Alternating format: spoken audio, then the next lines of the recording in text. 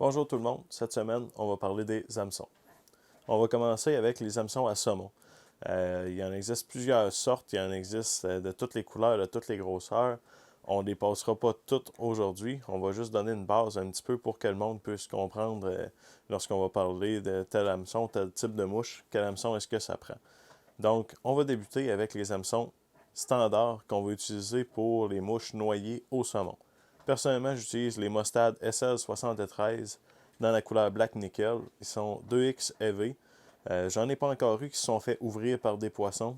Même dans les roches, ils n'ont pas tendance à briser lorsqu'on va pêcher, par exemple, près d'un cran de roche et que des fois, notre ligne, on fait un faux lancer, il y a un coup de vent, quoi que ce soit, ça va aller taper dans la roche. C'est important de regarder son hameçon par la suite. J'en ai pas encore brisé de cette façon-là. Il y en existe plusieurs modèles chez d'autres compagnies qui sont très très semblables. Je sais que Daiichi en font. On va avoir Gamakatsu qui en font également. C'est des hameçons, passent partout un petit peu, sont assez pesants et on est capable de présenter nos mouches comme il faut avec ce type d'hameçon-là dans presque toutes les situations. C'est des passe-partout. Ils sont disponibles dans une vaste variété de grandeurs d'hameçons également. Donc, j'en ai ici de grosseur numéro 2 aller jusqu'à numéro 8. Je crois que ça descend jusqu'à numéro 12 et ça monte jusqu'à du 3-0 ou même du 4-0 pour ce type d'hameçon-là. Le deuxième type qu'on va regarder, ça va être un petit peu l'équivalent, mais en version low water. Qu'est-ce qu'on veut dire lorsqu'on parle d'un hameçon low water? On parle d'un hameçon qui va être beaucoup moins pesant. Un hameçon qui va être avec un fil plus fin. Donc, on va souvent monter des mouches de plus petit diamètre dessus, de plus petit format. Donc, en utilisant moins de matériel, quand l'eau est très très basse, on ne veut pas aller se prendre dans le fond. Donc, c'est ce type de mouche-là qui va être à privilégier. Également, c'est une plus belle présentation. Lorsque l'eau est chaude, règle générale, on va pêcher avec des mouches qui sont très très petites.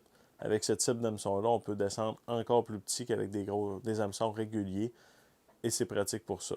On peut également monter des mouches sèches sur ce type d'hameçon-là, comme j'en ai une ici en exemple. C'est une mouche que j'ai pêchée à de multiples occasions et qui flotte très bien. On ne peut pas prendre des très très gros saumons malheureusement en début de saison sur ce type d'hameçon-là, étant donné que le wire est plus fin, donc le diamètre du fil qui compose l'hameçon, il pourrait avoir tendance à ouvrir. Par la suite, pour les mouches sèches, on a des hameçons. Personnellement, j'utilise du Partridge Bomber. Donc, ils ne sont pas super chers, des super bons hameçons. Ils n'ont pas tendance à ouvrir non plus. Ils sont très solides. C'est une très belle forme pour monter dessus. On voit que le gap est assez ouvert. Donc, le gap, c'est la distance entre la pointe et le corps donc, principal de notre hameçon, le shank. C'est assez ouvert, ça nous permet d'avoir un bon ratio de ferrage lorsqu'on va. Il y a un poisson qui va le prendre dans sa bouche. Le fait qu'on ait du poil de chevreuil sur le corps, ça n'empêchera pas le poisson de partir avec. Par la suite, on continue des hameçons, encore une fois, pour des mouches noyées, cette fois-ci en double. Donc, ces hameçons-là, on les voit de moins en moins, étant donné qu'ils ont plus de chances de blesser le poisson.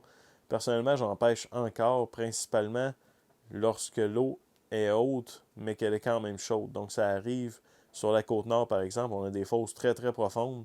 Fait que même dans des conditions d'eau basse, ben, il faut que notre mouche elle descende plus profondément dans l'eau. Donc, je pense à des rivières comme la Godbout, il y a des belles fosses pour ça. Ça nous prend du poids. Donc, le fait d'avoir un hameçon double, ça va ajouter beaucoup de poids à notre mouche. Ça va lui permettre de descendre plus bas.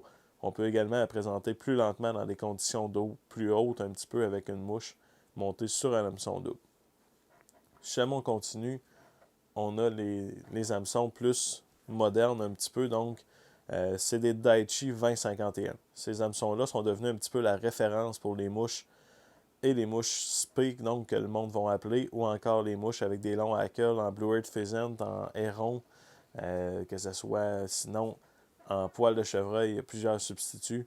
Donc c'est le type d'hameçon qui est devenu un petit peu la référence pour ce type de mouche-là.